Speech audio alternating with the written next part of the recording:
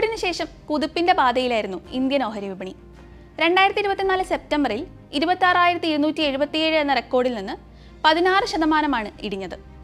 GDP കുറഞ്ഞതും വൻ കമ്പനികളുടെ വരുമാനത്തിലുണ്ടായ വീഴ്ചയും കാരണം താഴേക്ക് കുതിച്ച വിപണിയിൽ നിന്ന് വിദേശ നിക്ഷേപകർ പിൻവലിഞ്ഞു തുടങ്ങി.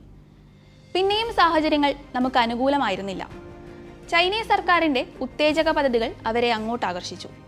ട്രംപ് അമേരിക്കൻ പ്രസിഡന്റായി തിരിച്ചെത്തിയതോടെ എല്ലാം പൂർത്തിയായി. ട്രംപ് ട്രേഡിന്റെ ബലത്തിൽ ഡോളറിനെതിരെ രൂപ പരുങ്ങി. ചൈനയും മെക്സിക്കോയും അടക്കമുള്ള രാജ്യങ്ങൾക്ക് നേരെയുള്ള താരിഫ് യുദ്ധം കൂടിയായപ്പോൾ ഇന്ത്യൻ ഓഹരി വിപണി വലിയ പ്രതിസന്ധിയിലായി. എന്നാൽ കഴിഞ്ഞ ആഴ്ച ഇന്ത്യൻ ഓഹരി വിപണിക്ക് നല്ല കാലം തുടങ്ങിയെന്ന് പ്രതീക്ഷ നൽകുന്നതായിരുന്നു അപ്രതീക്ഷിതമായ മുന്നേറ്റം.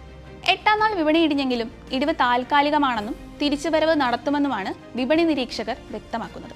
ആഭ്യന്തര സാഹചര്യം ഇന്ത്യൻ വിപണിക്ക് അനുയോജ്യമാണെന്നാണ് വിലയിരുത്തൽ. GDP വളർച്ച 2ാം പാദത്തിൽ 5.6% മൂന്നാം പാദത്തിൽ അത് 6.2%. 4ാം പാദത്തിൽ 6.5% ആവുമെന്നാണ് പ്രതീക്ഷ. സൂചികകളെ സ്വാധീനിക്കുന്ന വലിയ കമ്പനികളുടെ ലാഭത്തിലും പുരോഗതി പ്രതീക്ഷിക്കുന്നുണ്ട്. ഈ സാഹചര്യത്തിൽ കഴിഞ്ഞ ആഴ്ച വിദേശ നിക്ഷേപകർ തിരിച്ചു വന്നതാണ് വിപണി കണ്ടത്. 4 ദിവസത്തിനുള്ളിൽ 19,136 കോടി രൂപയുടെ ഓഹരികളാണ് അവർ വാങ്ങിയത്. കഴിഞ്ഞ ആഴ്ച 1,794 കോടി രൂപ മാത്രമാണ് വിദേശ നിക്ഷേപകർ ഇന്ത്യയിൽ നിന്ന് പിൻവലിച്ചതും. വിദേശ നിക്ഷേപകരുടെ നിക്ഷേപതന്ത്രത്തിലെ മാറ്റം ഇന്ത്യൻ വിപണിക്ക് പ്രതീക്ഷ നൽകുന്നതാണ്. ഇത് സൂചികകൾ ഉയർത്തിയെങ്കിലും 8ാം ദിവസം മുതൽ പിന്നോട്ട് പോയി. വലിയ പുരോഗതി പ്രതീക്ഷിക്കേണ്ടെങ്കിലും വിപണി മെച്ചമായി തുടരുമെന്നാണ് കണക്കുകൂട്ടലുകൾ. US ഡോളറിനെതിരെ രൂപയുടെ മൂല്യം ഉയർന്നതും വിപണിക്ക് കരുത്തേകി. US ഡോളറുമായുള്ള രൂപയുടെ വിനിമയ നിരക്ക് 85.85 വരെ എത്തി.